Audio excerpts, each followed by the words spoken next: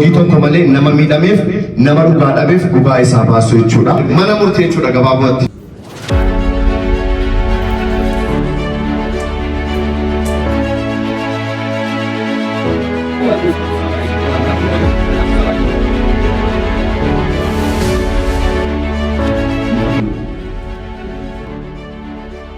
السلام عليكم ورحمة الله وبركاته. رب سنا بالكيس مباركي في أبجيك تاجودي ونتي فميتي سكنتانكوني رب جرام بالكيس. كم جرت بغير كان نفتح أنا أبجيك تاجوا بيجالين جرامة نمينا بيجني أكيد كمان ما نقول برا نورافني hundumti keessan waamicha keenya kana kabajanii dhufuu keessaniif abbootiin ustaazonni namoonni gurguddaan hiriyoonni keenya warri miidiyaadhaan wal beeknu warri qaamaan lafarratti wal beeknu jimmarraa kaatanii warri dhuftan warri naannoo kana warri magaalaa giddu galeessarraa kaatanii bakka kanatti argamtan duraan dursee anaa dhufuu kabajamaa kabajnii mana keessanii hin beeksinin jechuun barbaada. Sagantaa kana yeroo qopheessinu itti yaadnee waliin mari'anneeti agartuu miidiyaan egaa kana dura mubaarakis dhuunfaadhaan anis dhuunfaadhaan namuu miidiyaa qabu hundarratti fayyadamee dhuunfaadhaan waan isatti dhaga'ame waan isa ilaallatu hunda dubbataa ture hojjetaa ture. Amma immoo hojiiwwan biyya keessaatii fi biyya alatti kallattii garaagaraatiin sagalee Oromoodhaaf ta'u kallattii garaagaraatiin waan ijoolleen biyyoota Arabaa keessatti barbaadan namoonni Oromoo biyya keessatti barbaadan gama amantaatiinis ta'u namummaatiin waan isaan barbaadan dhuunfaadhaan godhaa turre humna sooshaal kaapitaalii qabnu bakka tokkotti walitti dabalannee fayyadamuu qabna jennee waliin dubbannee miidiyaa kana hundeessuudhaaf dirqamnee jechuudha. Kana yeroo goonu immoo adeemsa deemamuu qabu tokkotu jiru. Miidiyaa tokko hundeessuuf akka seera biyyaattis eeyyama barbaachisaadha.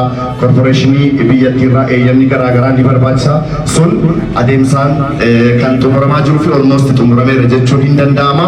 Har'a garuu kan isinitti laawunchi gochuu barbaannu kana booda agartuu miidiyaan kallattiidhumaan oofishaalii hojiiwwan kan dura dhuunfaadhaan hojjetaa turre bal'isnee hojjechuuf kan itti galledha.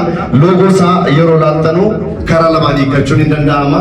AM jedha tokkoon agartuu miidiyaa jedha lamaan immoo abdii fi mubaarak jechuudha. Namni kana hojjete immoo obboleessa kun Muhammad bin Aljaziiraadha. Mee isaaf immoo Abilee Kaayyoon pirojektichaa miidiyaan agartuu sagalee maleeyyii ta'uun miidiyaa tajaajiludha. Heeraa fi seeraa eegee haqaa fi dhugaa fi dhaabbachuuf kutannoo fi ejjennoo jabaan ergama qaama sadaffaan alatti hojjechuuf qaama ijaaramedha. Kana jechuun loogii tokko malee nama miidhameef nama dhugaa dhabeef dhugaa isaa baasu jechuudha. Kana malees immoo seer maleessummaa, malaammaltummaa, afaan faajjii, yakkoota toora intarneetaa, saamichaa fi miidhamni namoota irra qaqqabee cina dhaabbachuun sagalee ta'uu fi furmaatni hanga argamuufitti hanga xumuraatti waliin dhaabatanii waliin adeemu jechuudha. Kana jechuun namni tokko waa eegalee mana murtee jechuudha gabaabumatti. Miidiyaa jechuun akka seera addunyaatti mootummaa arfaffaa jechuudha. Miidiyaa waan qabate qaamni mootummaas qaamni mootummaan taanis akka sodaatu fi akka kabaju beektu. Kanammoo kan goonu yoo isin noolee jiraattanii fi yoo isin infoormeeshinii yookaan odeeffannoo isin nuuf kennitan haqaa fi haqa irratti kan hundaa'ee fi haqa qabeessummaa isaa ilaallee gama isin barbaadan hundaan isin tajaajiluuf dhaabachuudha jechuudha.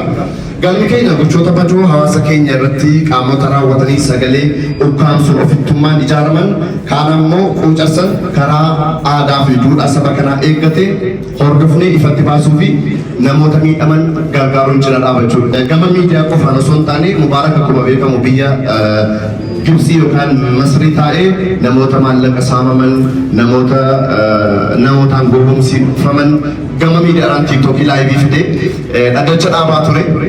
Ani immoo dhuunfaadhaan namoota rakkatanii karaa irratti kufan viidiyoo waraabee gama miidiyaatti baasee akka isaan gargaaraman akka manni ijaaramuuf akka biyya garaagaraatti deemanii yaalaman kana dura gochaa turre irraa kan immoo sooshaalii keenya akkuma jalqaba isinitti hime walitti idaanee namoota biyya garaagaraatti miidhamanis namoota biyya keessatti rakkatanii dhukkubsatanii mannitti jiges gama lamaaniinuu wal faana adeemsisuudhaaf itti fayyadamuudha.